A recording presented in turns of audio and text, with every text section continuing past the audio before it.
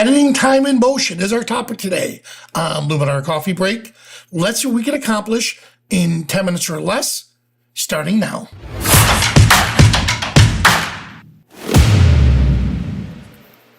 Hello everyone, so we're continuing with our capture, edit, and create series. And if you notice, the very, I think I'll put it back up again.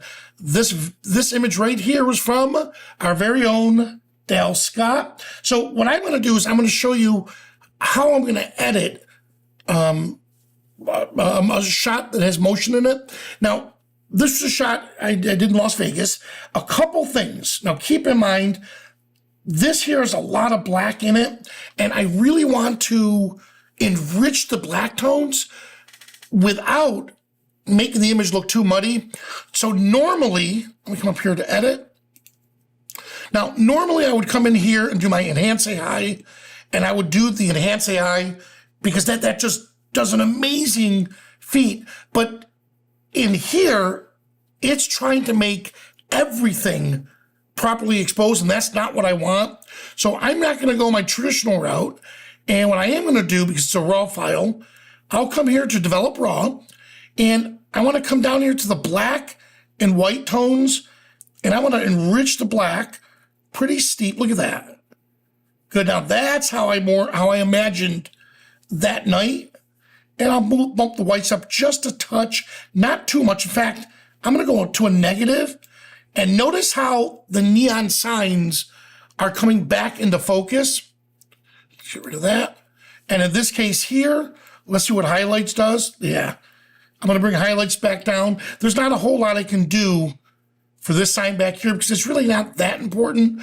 I think Paris, planet, and this over here, along with the streaks, are the most important part of this image. But I definitely wanted to bring down the highlights a bit. So now that I have that set, now I can start to just get a little more creative.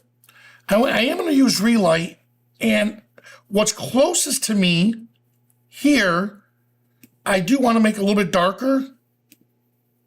Look at that. There we go. And what's further out, I like it right where it's at. I could try to brighten it up a little bit. Actually, you know what? That's not bad. But just because the slider is there doesn't mean you have to use it. In this case, it did work. So look, before, after, just a little extra touch. I like where it's heading. You know what? I am going to throw a vignette on here just to see. There we go. And under advance, I am going to increase the brightness of the center spot. Let's see if it makes a difference. Yep, look at that. Look how Paris, because that's what I want to be the main subject or the main focus. Yeah, look at that. So by adding the inner light, it gave me that. Now, I did go a little overboard with the Dutch tilt. I know Phil loves that tremendously. Let's see if I can change it up a little bit. Yeah, right about there is good. I shouldn't have gone as drastic. Now that I have the image, let's go before and after. We started with this. Look how it looks dull. And now we got the blacks looking a little bit more rich. From here, we can experiment just with the cropping. Let's see what it looks like. More like a Pano. Yeah. There we have it. Yeah, there we go. I like that much better on that crop. All right. So there we have it.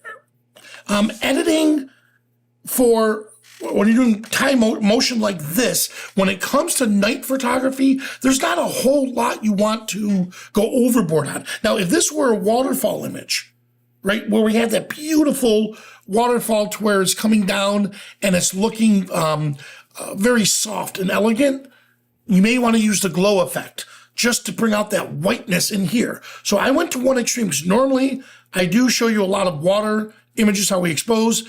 Nighttime stuff, instead of bringing out the whites, I want to enhance the blacks. So if you're shooting a night scene like this, to where you have streaks in the cars and you have the beautiful background, experiment more with the black tones and trying to dial that back in and get the contrast looking really good as opposed to the white tones if you're working on waterfalls, all right? So there we have it for you that are here today. Please stick around because I'm going to continue and show you the mess ups I did while shooting this many years ago. For the rest of you that are here joining us, thank you so much for watching, and we'll see you at the next coffee break.